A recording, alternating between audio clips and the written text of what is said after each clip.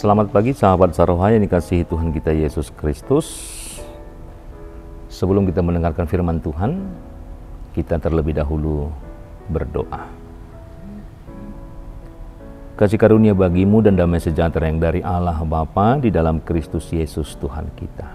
Amin. Sahabat Saroha, firman Tuhan yang menjadi nats renungan kita untuk pagi hari ini tertulis di dalam Mazmur pasal yang ke-48 ayat yang ke-11. Demikian firman Tuhan, seperti namamu ya Allah, demikianlah kemasyuranmu sampai ke ujung bumi, tangan kananmu penuh dengan keadilan. Demikian firman Tuhan. Sahabat Saroha, ayat ini adalah sebuah proklamasi yang kuat tentang siapa Allah kita dan bagaimana karakternya. Itu terpancar dari keseluruhan ciptaan Tuhan. Maka inilah yang mau kita lihat di dalam nats kita. Dikatakan seperti namamu ya Allah. Nama Allah, nama yang terkenal di seluruh bumi. Sahabat Saroha, apa arti sebuah nama? Dalam budaya kuno, nama bukan hanya sekedar sebutan saja. Nama adalah representasi dari karakter, demikian juga otoritas dan keberadaan seseorang. Ketika Daud mengatakan seperti namamu, ia sedang berbicara tentang hakikat Allah yang sejati, di mana nama Tuhan adalah nama yang kudus, yang melambangkan keberadaan Allah yang kekal, setia, dan juga maha kuasa. Dan kemasyurannya dikatakan di dalam nats kita ini. Ini bukan seperti ketenaran seperti yang ada di dunia ini, seperti ketenaran-ketenaran artis sesaat, di mana ketenaran itu bisa datang dan pergi. Tetapi kemasyuran Tuhan adalah pengakuan yang dilakukan atas kuasa, atas kebaikan, atas kedaulatan yang tak terbatas. Inilah pengenalan Daud di dalam kehidupannya, bahwa kebesaran kemasyuran Tuhan adalah yang universal, pengakuan yang universal atas kuasa, atas kebaikan, dan juga atas kedaulatan Tuhan. Dan ini ditunjukkan dengan pengakuan sampai ke ujung bumi, yaitu sampai ke sudut dan celah alam semesta. Kemasyuran Tuhan sungguh terbentang luas. Ini mengingatkan kita akan keagungan Tuhan yang melampaui batas-batasan pikiran manusia. Dari galaksi yang tak terhingga hingga partikel kecil sekalipun, semua berbicara tentang bagaimana kemuliaan Tuhan. Inilah yang menunjukkan, atau ini berarti bahwa tidak ada tempat di mana Allah tidak dikenal. Tidak ada hati yang tidak bisa disentuh oleh keberadaannya.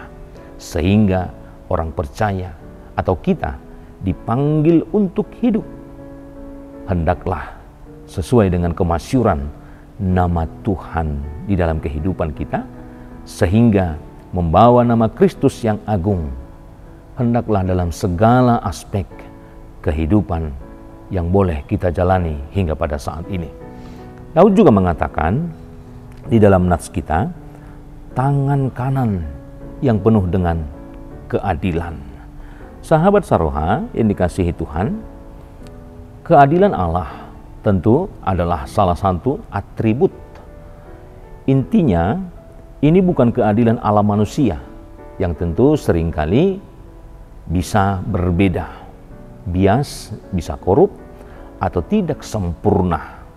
Tetapi keadilan Allah adalah mutlak, sempurna, dan tentunya tidak memihak.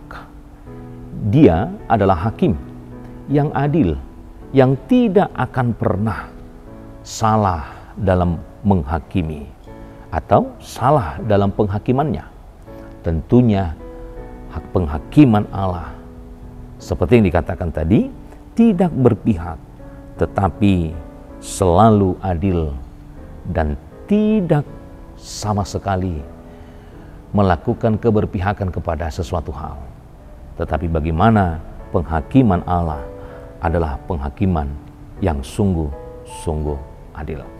Oleh karena itu ada dua hal yang boleh kita lihat melalui nats ini. Yang pertama, ini adalah penghiburan bagi orang-orang yang tertindas.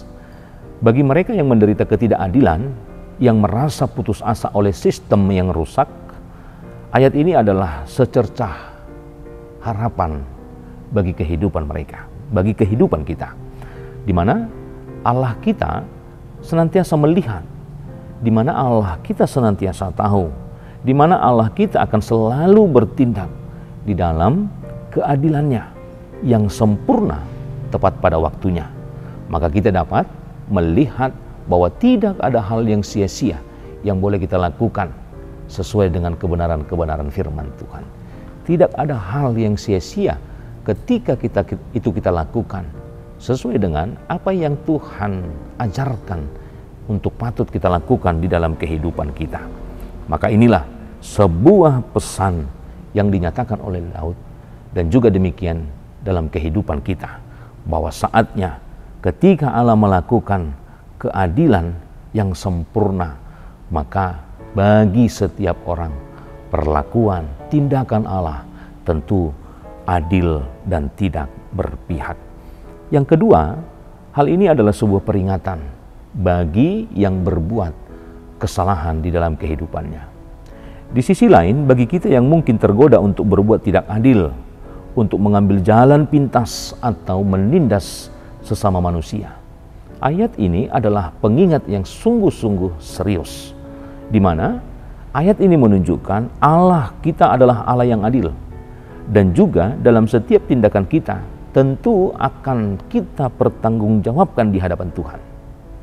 Maka ini adalah sebuah pengingat bagi orang-orang yang sering berbuat salah, agar kembali atau merenungkan setiap perbuatan, agar kita bisa hidup kembali dalam sebuah kebenaran yang tentunya berdasar dan meneladani setiap keadilan Tuhan, perbuatan Tuhan, atau di dalam perlakuan kita bagi setiap interaksi kita dengan sesama. Hendaklah kita berlaku sesuai dengan yang kita terima daripada Allah itu sendiri. Oleh karena itu, sahabat Saroha, Mazmur ini adalah seruan bagi kita senantiasa untuk melihat Allah sebagaimana Allah itu selalu ada di dalam kehidupan kita, melihat, memperhatikan, dan tentunya akan bertindak tepat pada waktunya. Maka Allah yang namanya masyhur sampai ke ujung bumi dan tangan kanannya penuh dengan keadilan mengundang kita untuk melihat kemasyhuran Tuhan, agar senantiasa hidup kita memuji, meninggikan nama Tuhan di dalam kehidupan kita. Demikian juga bagaimana kita mempercayakan setiap tindakan kita kepada perbuatan-perbuatan Tuhan. Dan yang terakhir, bagaimana kita menjadi orang-orang yang melakukan keadilan bagi setiap keadaan, perbuatan, perlakuan kita kepada siapapun. Hendaklah perlakuan kita adalah perlakuan yang berkeadilan, sehingga kita mampu menunjukkan karakter kemasyhuran Tuhan dan menjadi terang dan garam, membawa keadilan dan kebenaran dimanapun kita boleh beraktivitas, boleh berada, dan melakukan pekerjaan kita sehari-hari. Tuhan Yesus memberkati. Amin. Kita berdoa. Bapa di surga, terima kasih Tuhan, Engkau adalah Allah yang sungguh masyhur di dalam kehidupan kami. Engkau adalah pembentuk dan mengawali setiap langkah kehidupan kami. Dan hendaklah kehidupan kami juga seturut dengan kehendak Tuhan. Apapun yang menjadi buah dari kehidupan kami, demikian juga dengan perlakuan yang boleh kami perbuat dalam kehidupan kami sehari-harinya.